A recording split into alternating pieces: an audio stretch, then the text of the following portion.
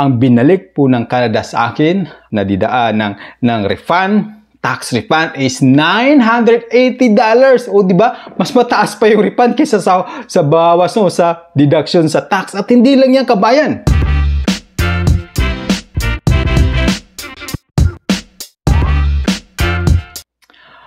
Kumusta, kabayan? End of February na naman. Ang ibig sabihin nito sa mga Filipino na nandito sa Canada, regardless kung anong status nila, ay filing of tax na naman, kabayan. Ang ibig sabihin, marami na naman ang mga paldo sa susunod na buwan. Well, kabayan, this is Daz from Daz Info TV sa OFW based po dito sa Sudbury, Ontario, Canada. Konting background na, kabayan. Dumating po ako dito August 2023. So, naghulog o nabawasan ako ng tax simula po September, October, November, December. So, bali, 4 na buwan lang ako naguhulog o 4 na buwan na may deduction sa tax. So, sa 4 na buwan, kabayan, ay hindi po ako kumita ng 15,000. Once nga kararating mo sa Canada, okay, at hindi ka kumita ng 15,000, okay, above. Kung nasa 15,000 ka lang, pasok ka doon, ay wala pong yung tax, kabayan. So, ang sagot, bakit babawasan? Initially, babawasan ka talaga. Normal yung, kabayan. Pero sabihin noon, kapag hindi ka lumagpas sa 15,000, ay tax-free po yung, kabayan. Kaya naman, yun ang binabalik ng gobyerno sa atin na nandito sa Canada.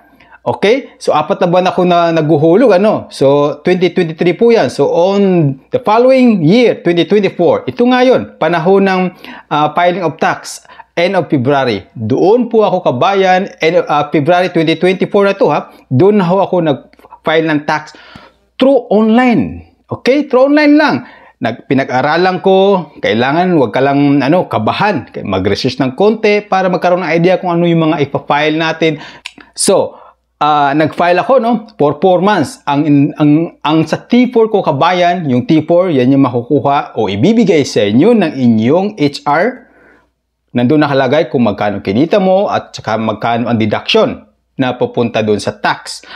Ang sa T4 po nakalagay is $908 sa 4 na buwan.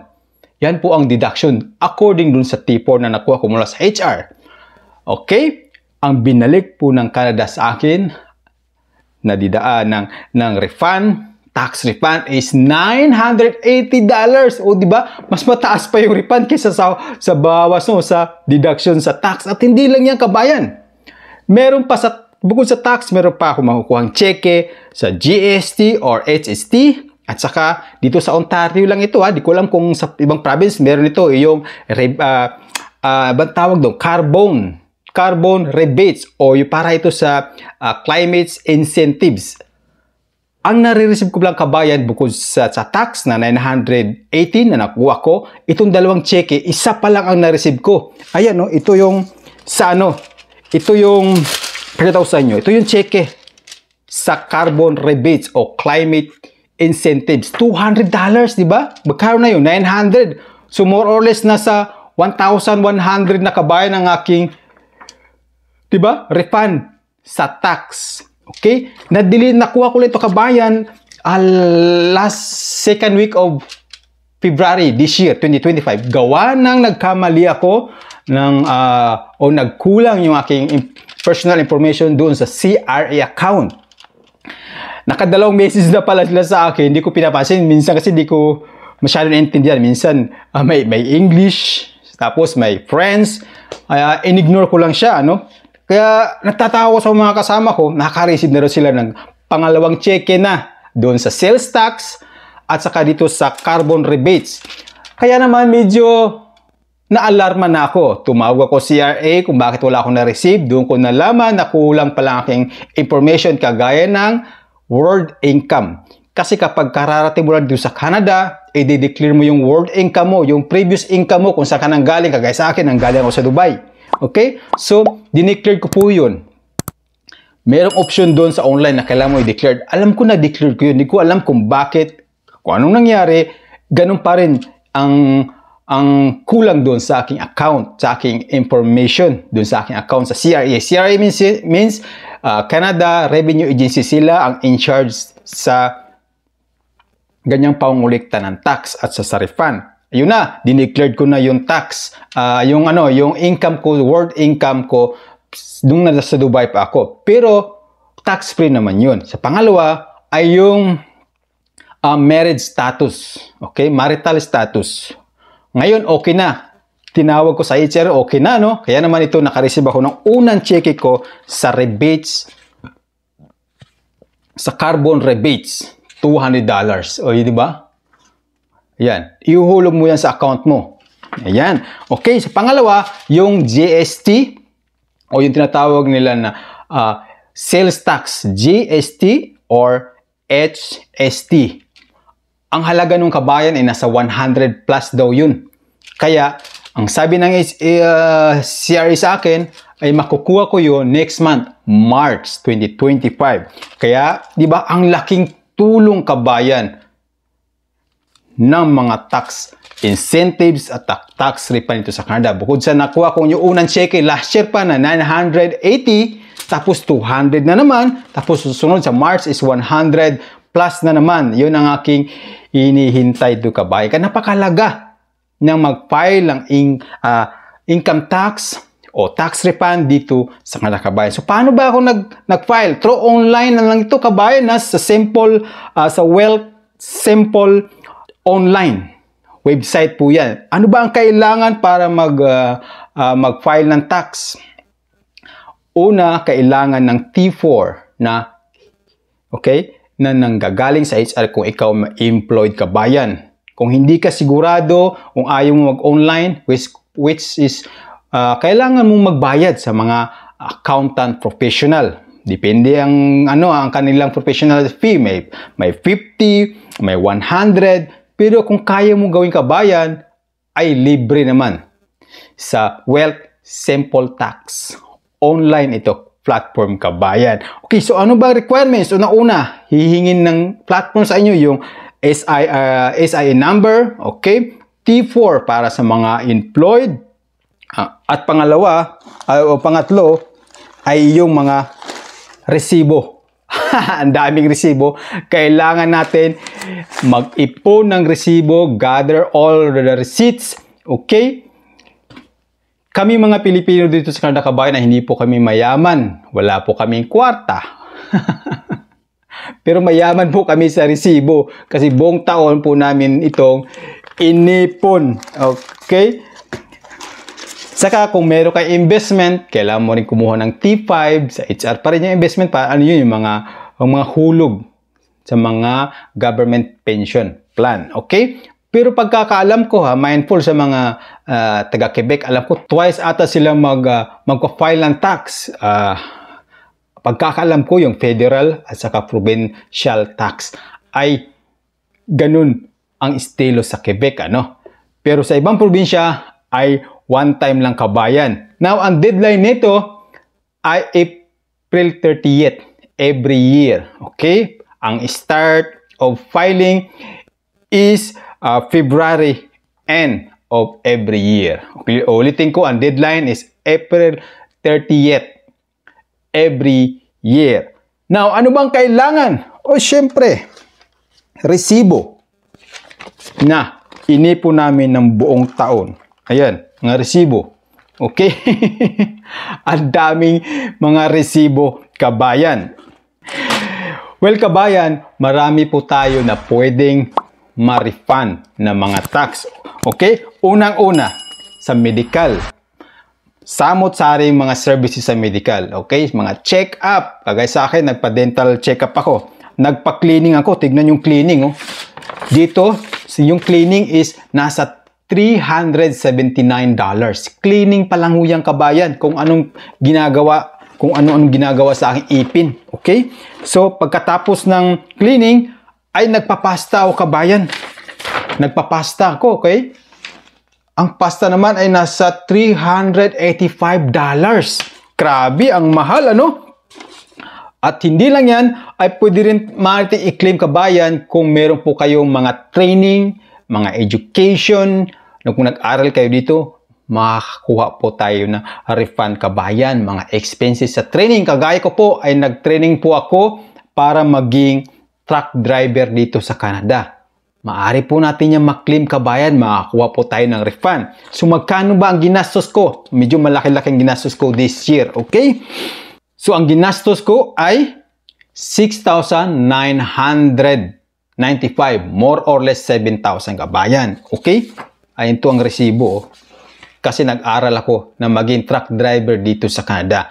Kahit maka-refund tayo dito ng kalahati, ay malaking tulong na yung kabayan. At mindful kabayan, this year, 2024, last year, 2024, ang based on dun sa latest na T4 na nakuha ko recently mula sa aming HR, ang tax deduction o nabawas sa akin ay 3,800 based on sa T4. Okay? Hindi pa yan kasali dito na makukuha natin na refund. Okay? Yung tax pa lang na nakuha sa akin ng gobyerno is 3,800. I-multiply mo yan. Magkano yan sa peso? Diba? Ang laki, no? $3,800 times 40. Magkano kaya yan sa peso? Okay? So, bukod ng kabayan, ay mayroon pa akong kumuha din ako ng fishing license o outdoor license. Okay? Kailangan yan. Mga resibo kabayan, kahit maliit o malaki, ay napaka-importante yung kabayan. So, ang susunod, na maaari nating maklaim, okay? Yung renta ng bahay. Ayan o, resibo ng renta ng bahay. Yung renta namin is 1,435 monthly. Pero, dalawa kami nakatira dito. So, 1,435. So, hati kami. So, nasa 717 monthly ang maaari nating i-claim monthly kabayan. So, di ba? Medical expenses, dental, o training, mga schooling, mga education, renta, pati yung moving expenses kabayan kapag naglipat ka ng bahay, nagrenta ka ng mga sasakyan, ay pwede mong ma-claim yan kabayan. At bukod dyan, halimbawa, nag-donate ka sa mga donation, maaari mo din i-claim yung kabayan. Kumuha ka lang ng resibo sa kanila. At hindi lang yan, ito, sa medical din ito.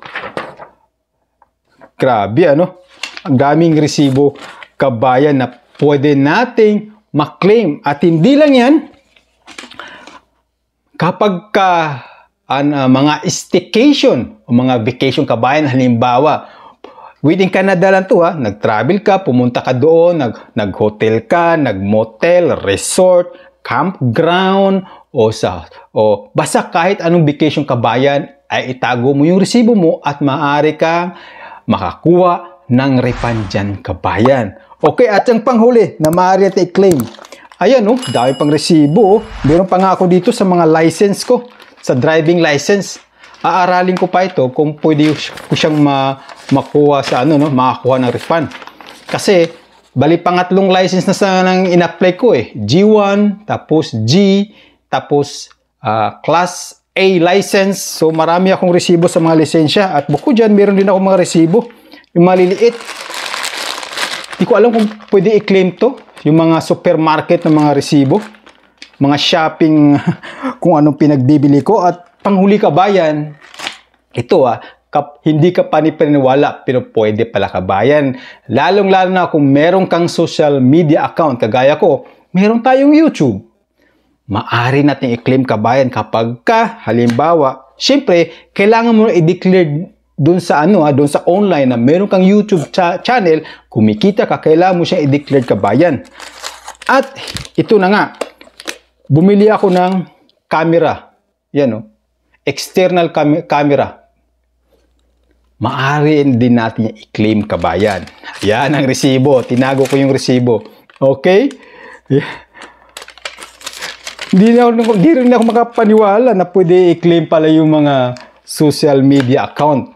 Kasi considered yun kabayan as parang self-business. Kasi mayroon tayong income na pumapasok sa atin. Basta i-declare mo lang at pagkatapos, kung meron kang binili mga tripod, mga camera, mga GoPro, mga Insta360, Diba? Malaking bagay yung kabayan. Maliliit man yan, pag dumami, ay tiba-tiba tayo dyan. Okay? So, ito nabili ko sa Best Buy. Yan, Best Buy. Napakagandang camera nito. Logitech Brio 100. Napakalinaw. Ginagamit ko sa kabayan kapag meron ako guest na ini-interview through Zoom. Tapos, ina-upload ko sa aking YouTube channel. Okay? Tandaan mo maaari rin siya i-claim kung meron kang resibo. Kaya napakahalaga kabayan ng mga resibo dito sa Canada kapag halimbawa mayroon tayong i-claim. Okay? So far, nag-gathered ko na ang aking mga resibo. Yan. Yan ang pinaka-importante. Gathered sa mga resibo. Pagkatapos, using the platform of Wealth Simple Tax. It's a free platform, kabayan, magagamit mo ng libre. Okay? At doon din sa platform na yan, maaari ka mag-invest dyan. Meron silang investment. It's an investment platform, kabayan. Pero, connected sila sa CRA, which is Canada Revenue Agency. Okay? So, kung ikaw ay bago pa lang dito sa Canada, huwag kang matakot mag-file ng tax. Napakadali lang po. Lahat ng information ay nasa YouTube lang. Huwag mo ka nang pumunta dun sa mga accounting professional kasi may bayad po yung kabayan. Depende. Merong $50, merong 100, at merong pang, kung iba, sinasabi na iba dito ka sa amin mag-file ng tax kasi malaki makukuha mo. Which is hindi yan totoo, kabayan. Kasi ang tax mo o yung refund mo ay nagbabase yan doon sa T4. Okay? Kung walang T4, useless lang. So, lahat ng tax nagbabase sa T4 at sa mga resibo. Okay? Kaya huwag kang magpapaniwala dyan sa mga sinasabi-sabi nga, dito ka sa amin kasi malaki ang tax na makukuha mo compare doon sa iba. Okay? Kaya mag-ingat din kayo, kabayan. So, hanggang dito na lamang. This is Dads from Dads Info TV. Ako magpapaalam po mula po dito sa Sudbury, Ontario, Canada. See you soon. Shukran.